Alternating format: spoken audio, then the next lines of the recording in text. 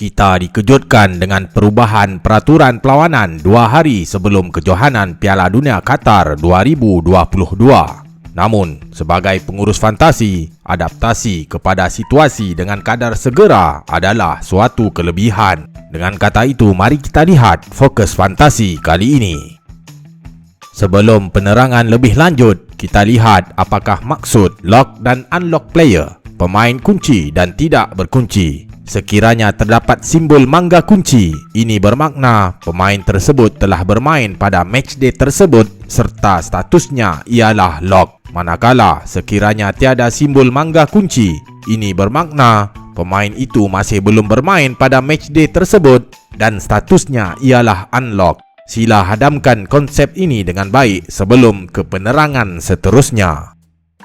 Sekiranya anda menjual pemain yang sudah di-lock, pemain yang anda bawa masuk akan hanya aktif pada matchday seterusnya. Jika anda jual pemain yang unlock dan belum bermain, pemain baharu yang anda bawa masuk akan dapat anda guna pada matchday semasa dan juga matchday seterusnya, dengan syarat pemain yang anda bawa masuk masih belum bermain. Dan yang terakhir, sekiranya anda jual pemain unlock atau belum bermain kepada pemain yang sudah bermain, anda hanya akan dapat hikmat mereka pada matchday seterusnya.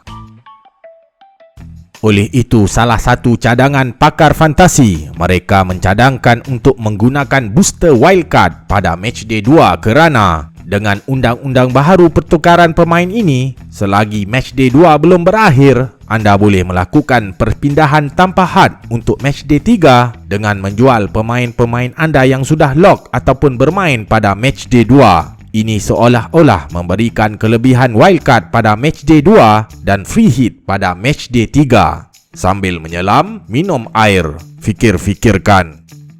Di dalam undang-undang baharu juga menyatakan anda akan diberikan perpindahan tanpa had pada pra-perlawanan dan apa yang baharu sebaik sahaja sepak mula kejohanan Piala Dunia iaitu perlawanan pembukaan Qatar dan Ecuador, anda akan diberikan 2 free transfer untuk kegunaan pada matchday 1. Sebagai contoh, pada matchday 3 terdapat beberapa pemain anda yang telah lock dan unlock. Anda memiliki Trossard dan 1 jam sebelum sepak mula perlawanan di antara Belgium dan Kanada, anda dapat maklumat sahih Trossard tiada di dalam pasukan. Oleh itu, anda boleh menjual Trossard kepada pemain yang hanya belum bermain pada matchday 3 dan matchday 4. Arrascaeta dari Uruguay yang bakal bermain pada matchday 4 dibawa masuk. Maka disinilah gunanya 2 free transfer pada matchday 1 yang diberikan tadi. Oleh itu, dinasihatkan dapatkan pengesahan team sheet setiap perlawanan sebelum anda membuat perpindahan pemain. Di dalam satu matchday hanya dibenarkan 2 kali sahaja pertukaran kapten. Untuk calon pertama kapten, anda bebas untuk melantik dan melucut jawatan kapten mereka di kalangan pemain anda yang masih belum bermain. Namun, sebaik sahaja calon kapten pertama anda lock, anda perlu berhati-hati kerana anda tidak bebas lagi. Setelah anda menukar kapten pertama kepada calon kapten kedua dan safe, anda tidak boleh lagi mengubah kapten selepas itu walaupun di antara pemain yang masih belum bermain. Sebagai contoh, anda melantik Kane sebagai kapten pertama dan selepas terciduk, anda dengan emosi terus bertukar kepada Neymar dan safe sebagai kapten kedua. Namun setelah anda sedarkan diri, anda terfikir Messi berpeluang lebih cerah untuk mata yang lebih baik. Di kala ini, tiada maaf bagimu. Neymar adalah kapten kedua dan terakhir anda untuk matchday tersebut. Sesal dahulu pendapatan, sesal kemudian tiada gunanya. Adakah boleh bertukar kapten pada hari yang sama dalam suatu matchday?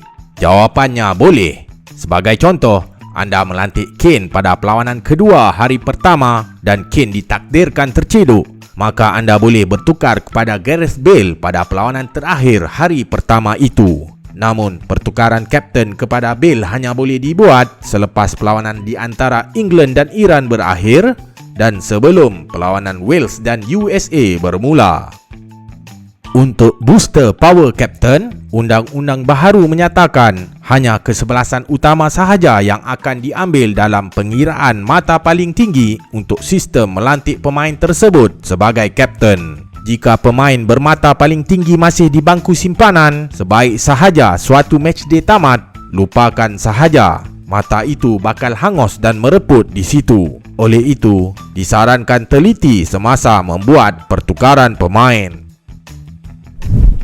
Ingat, saya bukan Sifu. Saya hanya berkongsi info. Assalamualaikum.